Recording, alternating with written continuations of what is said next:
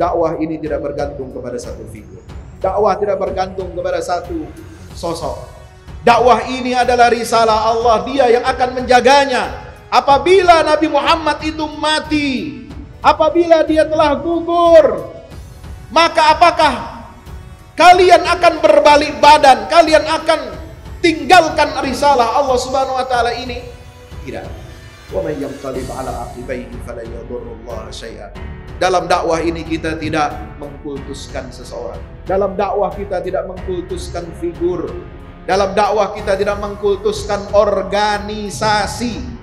Tidak mengkultuskan bentuk, tetapi yang kita pentingkan, yang kita agungkan itu adalah prinsip-prinsip yang dibawa oleh baginda Rasulullah Muhammad sallallahu alaihi wasallam.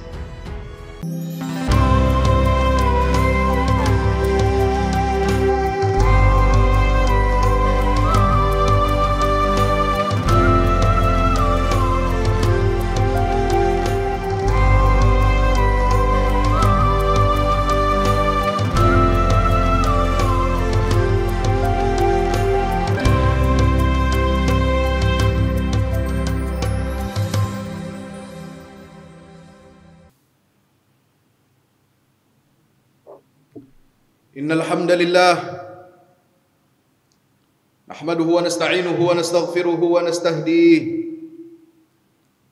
wa na'udzu billahi min shururi anfusina wa min sayyiati a'malina may yahdihillahu fala mudilla lahu wa may yudlil fala hadiya lahu asyhadu an la ilaha illallah wahdahu la syarika lahu وأشهد أن محمدا عبد الله ورسوله لا نبي بعده اللهم صل وسلم وبارك عليه وعلى آله وأصحابه ومن تبعه إلى يوم القيامة فيا أيها المسلمون أوصي نفسي وإياكم بتقوى الله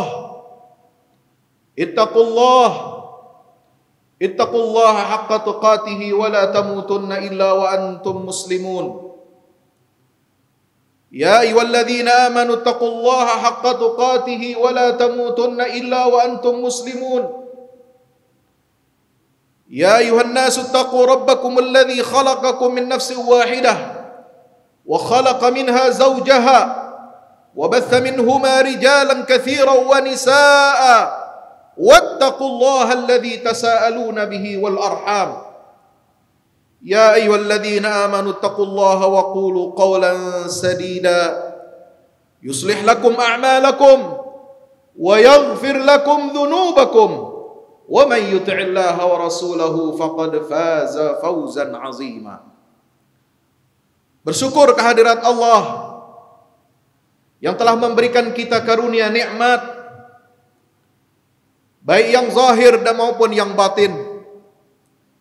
Berselawat kepada baginda Rasulullah Muhammad sallallahu alaihi wasallam beserta seluruh keluarga dan para sahabatnya, para tabi'in, para atba'ut tabi'in, tauladan kita dalam beragama, dalam menegakkan dakwah, dalam bersabar untuk menghadapi segala macam tantangan dakwah yang ada di hadapan kita.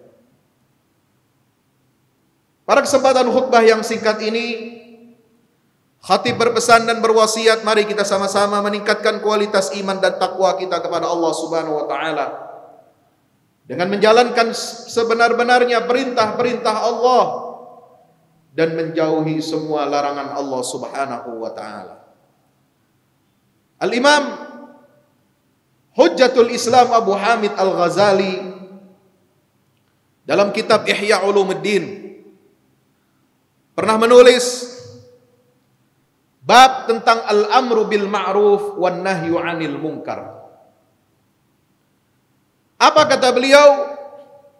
Amar ma'ruf dan nahi munkar itu adalah al-qutbul a'zamu fid din. Wa huwa al-muhimmu alladhi ba'atha Allahu bihi an-nabiyyin ajma'in. Walau tuwiya bisatuhu wa uhmila ilmuhu wa amaluhu la ta'attalatin nubuwah wadmahallatid diyanah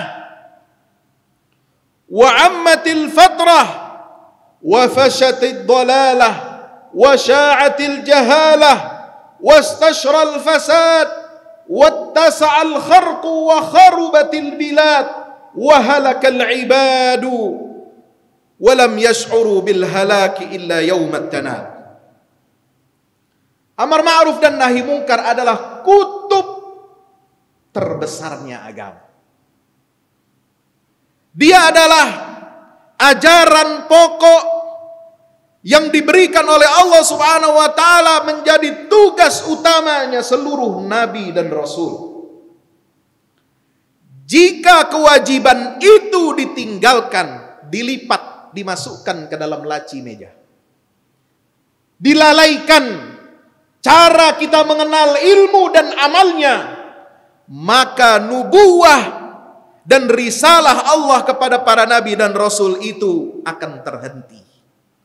Agama akan berkurang. Masa fatrah akan semakin panjang. Kebodohan semakin merajalela. Dan kerusakan semakin luas menjalar di tengah-tengah umat. Inilah yang menyebabkan kekosongan yang luar biasa, yang akan menyebabkan kehancuran bangsa-bangsa dan peradaban, serta akan menghancurkan dan membinasakan hamba-hamba Allah Subhanahu wa taala, padahal mereka tidak tahu bahwa mereka sedang hancur. Ma'asyiral muslimin yang dimuliakan Allah Subhanahu wa taala, dakwah adalah senyawa daripada fungsi amar ma'ruf dan nahi mungkar. Dakwah adalah cara dan metode kita untuk menyampaikan kebenaran ajaran yang datang dari Allah dan Rasulullah sallallahu alaihi wasallam. Kalau dahulu Nabi sallallahu alaihi wasallam dan para sahabatnya menghadapi tantangan-tantangan dakwah itu luar biasa. Baik di periode Makkah maupun di periode Madinah. Di periode Makkah beliau diajarkan kesabaran, sabat, dan ketaatan kepada Allah Subhanahu wa taala sebagai modal untuk menghadapi tantangan dakwah yang dahsyat. Setelah beliau hijrah ke Madinah, mendirikan suatu daulah, kekuatan Islam, pun dakwah terus-menerus menghadapi tantangan yang tidak ada henti-hentinya. Maka ma'asyiral muslimin yang dirahmati Allah Subhanahu wa taala, mari kita belajar mengambil ibrah dari firman Allah Subhanahu wa taala tentang pelajaran-pelajaran iman yang ada di dalam surah Ali Imran, ketika Allah memberikan bimbingannya, memberikan irsyadnya, memberikan nasihatnya kepada Rasul dan kaum muslimin pada saat sebelum, ketika, dan setelah perang Uhud. Saudara tahu, perang Uhud ini adalah satu-satunya perang di mana umat Islam mengalami kekalahan. Tetapi kekalahan di perang Uhud itu, inilah yang memberikan pelajaran terbesar bagi kaum muslimin. Dimulai dari ayat 139 sampai 160 surah Ali Imran, Allah menyampaikan mutiara-mutiara pelajaran yang begitu luar biasa sebagai pedoman bagi seluruh umat beriman dalam menghadapi tantangan-tantangan dakwah di jalan Allah Subhanahu wa taala. Dimulai dengan ayat supaya kita ini tidak lemah, supaya kita tidak bersedih, wala tahinu wala tahzanu wa antumul a'launa in kuntum mu'minin. Wahai orang-orang yang beriman, jangan kamu lemah, jangan kamu bersedih, padahal kalian semua ini adalah orang-orang yang ditinggikan derajatnya oleh Allah Subhanahu wa taala, dan pada akhirnya kalian dapat mengalahkan kaum kafir yang senantiasa menantang dakwah dan risalah dari Allah Subhanahu wa taala, dengan catatan, dengan syarat apabila kalian benar-benar beriman. Karena itulah Syekh Sya'rawi, seorang ulama besar dari Mesir, Beliau mengatakan, kenapa umat Islam ini terus-menerus mengalami kekalahan?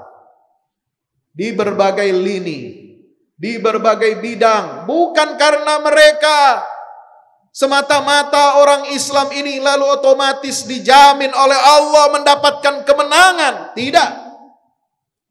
Allah tidak pernah mengatakan di dalam Al-Quran orang Islam pasti menang tanpa adanya usaha. Tapi yang diberikan petunjuk dari Allah Subhanahu wa taala dalam Al-Qur'anul Karim, kemenangan itu hanya untuk orang-orang yang beriman. Menjadi muslim tidak otomatis kita berperilaku dan berperangai seperti orang Yahudi ahli kitab. Laisa bi amaniyikum wala amaniyi ahlil kitab, may ya'mal su'an yujza bih. Tidak bisa kita berperangai, berperilaku seperti ahli kitab yang mengatakan, kita ini adalah anak-anak Tuhan. Kita ini adalah kekasih-kekasih Allah. Kita ini tidak akan disiksa dan diazab oleh Allah Subhanahu wa taala. Tidak. Orang beriman, orang yang memasrahkan dirinya kepada Allah Subhanahu wa taala, mereka berlaku kepada mereka ini hukum besi dari Allah. May ya'mal su'an yujzabih. Siapa yang berbuat salah, dia akan dibalas dengan keburukan.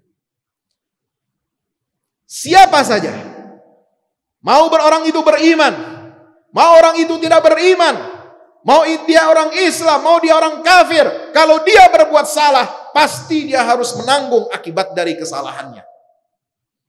Maka Allah Subhanahu wa taala mengatakan, wala tahinu wala tahzanu wa antumul a'laun in kuntum mu'minin. Ada syarat. Jangan bersedih, jangan lemah, karena pasti kalian akan dimenangkan oleh Allah, tapi dengan syarat kalian mesti benar-benar beriman kepada Allah. Iyamsaskum qarhun faqad massal qauma qarhum mithluh wa tilkal ayyamu nudawiluha bainan nas. وَلِيَعْلَمَ الَّذِينَ اتَّخَذُوا وَلِيَعْلَمَ اللَّهُ الَّذِينَ آمَنُوا وَيَتَّخِذَ مِنكُمْ شُهَدَاءَ. Dalam ayat 140 dilanjutkan, kalau kalian di perang Uhud ini menelan kekalahan, kalian banyak yang mati, banyak yang gugur, yang mati syahid di jalan Allah Subhanahu wa taala, ketahuilah mereka orang-orang musyrik Makkah itu, mereka telah merasakan pahitnya kekalahan di perang Badar.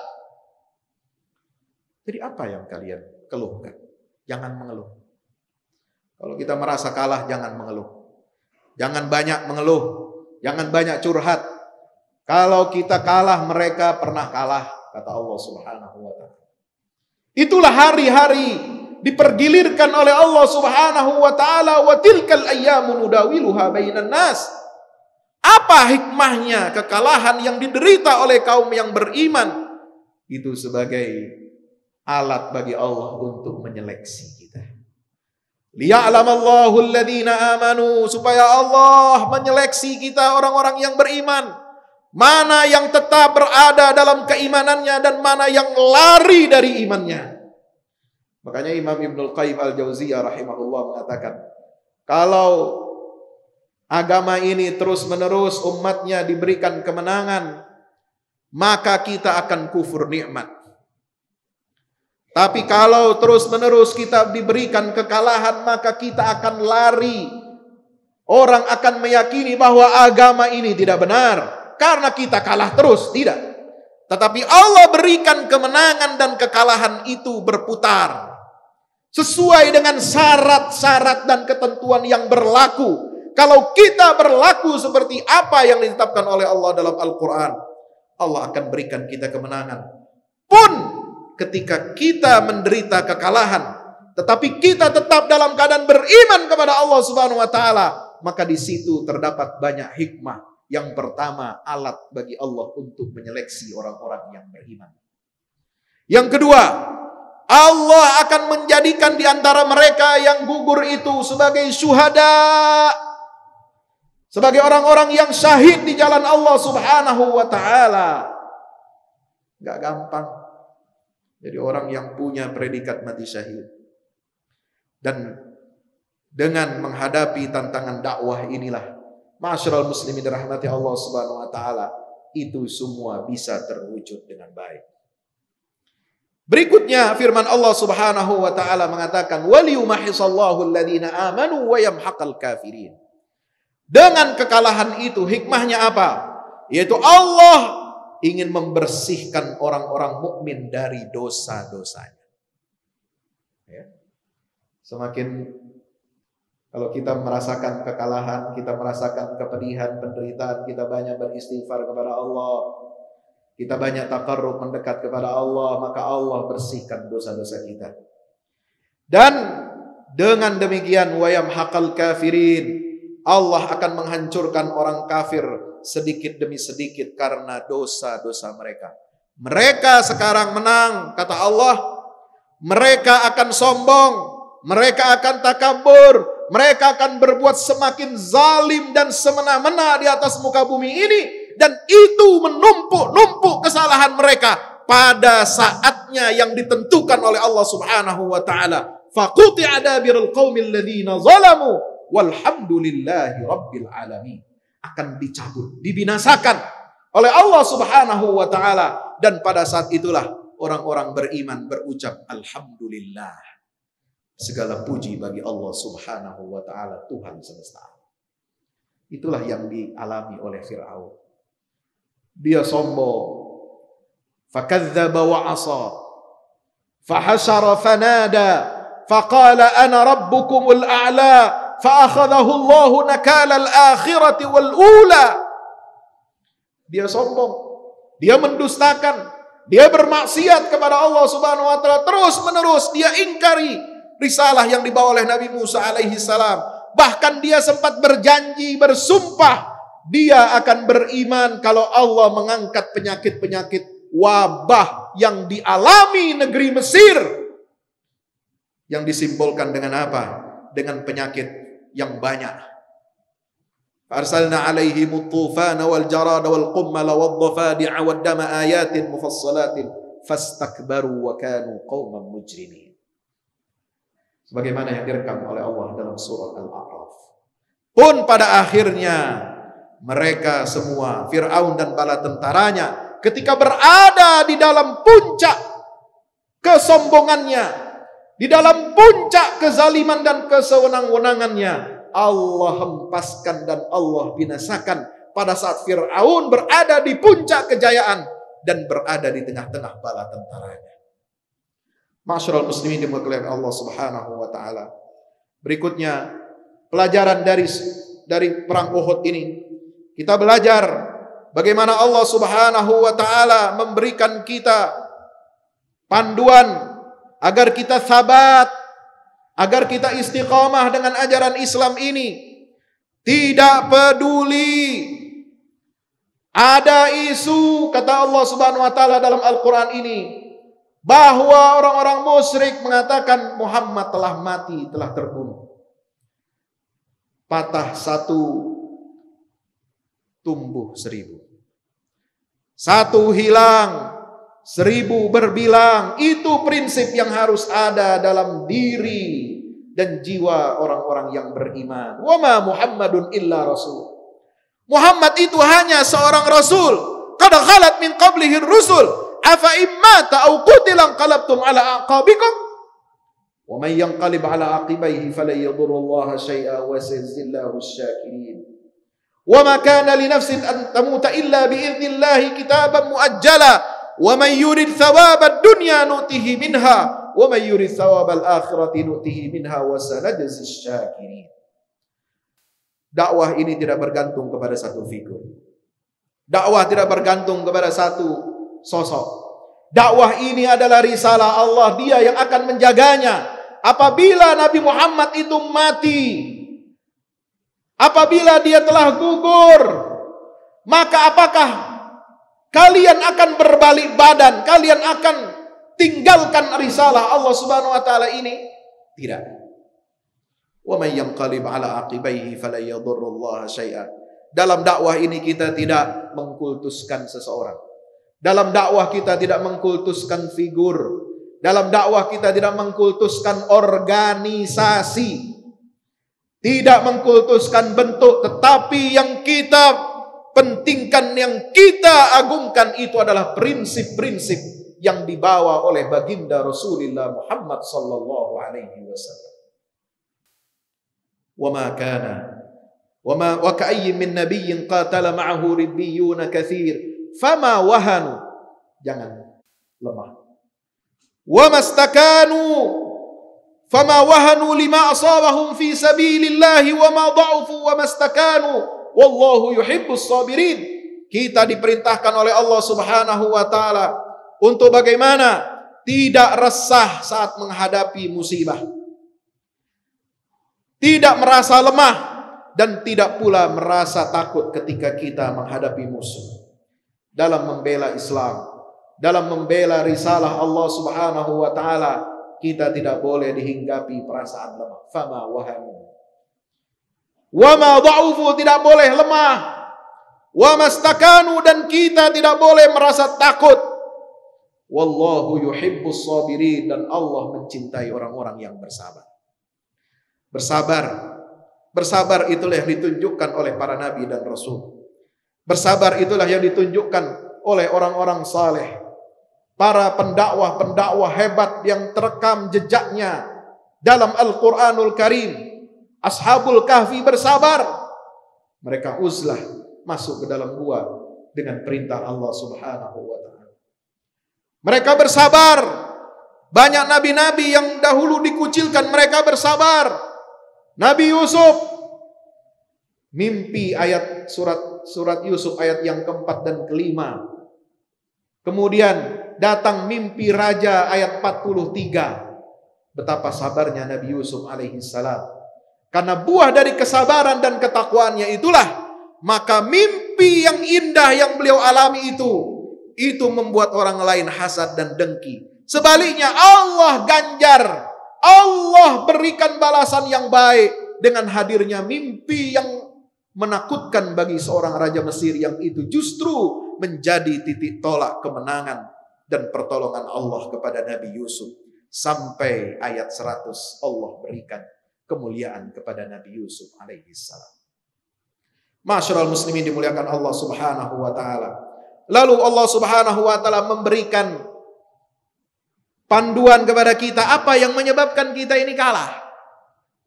Pelajaran di dalam ayat 152, walaqad sadaqakumullahu wa'dahu id tahussunahum bi'idnih hatta idza fashiltum wa tanaza'tum fil amr wa 'asaytum min ba'di ma arakum minkum ma tuhibbun minkum may yuridud dunya wa minkum may yuridul akhirah. Hati-hati. Penyakit orang-orang yang beriman, penyakit orang-orang yang berada dalam kafilah dakwah ini, seringkali mendapatkan bisikan-bisikan bujukan syaitan. Yaitu apa? Cinta kepada dunia. Inilah yang menyebabkan kita lemah. Inilah yang menyebabkan kita luntur. Inilah yang menyebabkan kita tidak mendapatkan pertolongan dari Allah Subhanahu wa taala hatta idza fasiltum. Apa yang menyebabkan kalian kalah, gagal, dan saling berselisih di tengah medan perang? Wa asaitum min ba'di ma arakum ma tuhibbun, dan kalian menyelisihi, melanggar perintah Nabi sallallahu alaihi wasallam. Padahal Nabi telah perintahkan para pemanah di bukit Uhud. Apa perintah Rasulullah SAW? In ra'aitumunan tasarna fala tabrahu. Kalau kalian lihat kami sudah menang, jangan tinggalkan tempat kalian. Wa in ra'aitumuna nuqtal fala tansuruna. Dan jika kalian melihat kami terbunuh, melihat kami ini banyak yang bergelimpangan, mati di medan perang, tetap jangan kalian turun, jangan kalian tolong kami sebelum aku benar-benar perintahkan kalian untuk turun dari situ. Ini mereka langgar. Dan ini menjadi pelajaran penting. Jangan sekali-kali kita melanggar syariat Allah Subhanahu wa taala. Jangan sekali-kali kita melanggar perintah Allah dan Rasulnya sallallahu alaihi wasallam.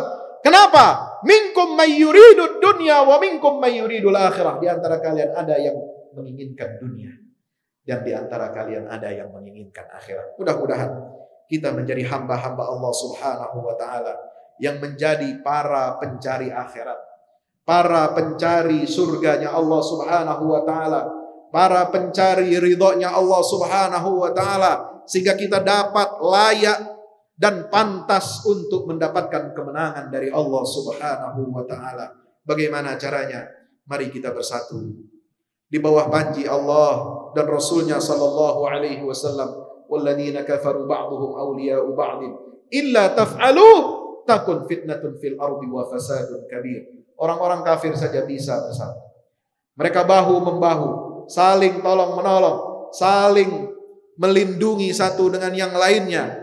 Maka kalau kalian wahai umat Muhammad tidak mau bersatu, takun fitnatun fil ardi wa fasadun kabir, maka akan lahirlah fitnah dalam agama kalian dan akan muncul kerusakan yang besar. Barakallahu li wa lakum fil Qur'anil azim wa nafa'ani wa iyyakum bima fihi min al-ayati wadh-dhikril hakim. Aqulu qawli hadha fastaghfiru innahu huwal ghafurur rahim. Alhamdulillahi wahdahu sadaqa wa'dahu wa nasara 'abdahu wa 'azza jundahu wa hazama al-ahzaba wahdahu. Asyhadu an la ilaha illallah wahdahu la syarika lah wa asyhadu anna Muhammadan 'abdullahi wa rasuluhu la nabiyya ba'dahu. Allahumma salli wa sallim wa barik alaihi wa ala alihi wa ashabihi wa man tabi'ahu ila yaumil qiyamah. Ibadallah, ittaqullaha haqqa tuqatih, ittaqullaha haqqa tuqatih wa la tamutunna illa wa antum muslimun. I'lamu anna Allah amarakum bi amrin bada fi bi nafsihi wa thanna bi malaikatil musabbihati bi qudsihi. Faqala ta'ala, inna Allah wa malaikatahu yusalluna 'alan nabi ya ayyuhalladzina amanu sallu alaihi wa sallimu taslima. Allahumma salli wa sallim wa barik ala nabiyyina Muhammad adada ma ahata bi ilmuk wa khatta bi qalamuka wa assahu kitabuk. Wa radallahu an sadatina arba'atil khulafa'ir rasyidin Abi Bakr wa Umar wa Uthman wa Ali wa an sairis sahabati wat tabi'in wa man tabi'ahum bi ihsan ila yaumiddin wa alaina ma'ahum bi rahmatika ya arhamar rahimin. Allahumma ighfir lil muslimina wal muslimat wal mu'minina wal mu'minat al-ahya'i minhum wal amwat innaka sami'un qaribun mujibud da'awat. Allahumma ansuril Islam wa 'izzal muslimin wa 'ali bi fadlika kalimatil haqqi ila yaumiddin. Allahumma ansur man nasara ad-din wa khudhul man khadhala al-muslimin. Allahumma arinal haqqa haqqan warzuqna ittiba'ah wa arinal batila batilan warzuqna ijtinabah. Allahumma wahhid sufufal muslimin wa 'ali kalimataka ila yaumiddin. Allahumma ahsurna tahta liwa'i nabiyyika Muhammadin sallallahu alaihi wasallam. Allahumma ati nufusana taqwaha wa zakkiha anta khairu man zakkaha fa innaka ya rabbana anta waliyuha wa maulaha. Rabbana atina min ladunka rahmatan wa hayyi' lana min amrina rashada. Hasbunallahu wa ni'mal wakil, ni'mal maula wa ni'mal nasir, wa la hawla wa la quwwata illa billahil aliyyil azim. Subhana rabbika rabbil izzati amma yasifun wa salamun alal mursalin walhamdulillahi rabbil alamin. Wa aqimis salat.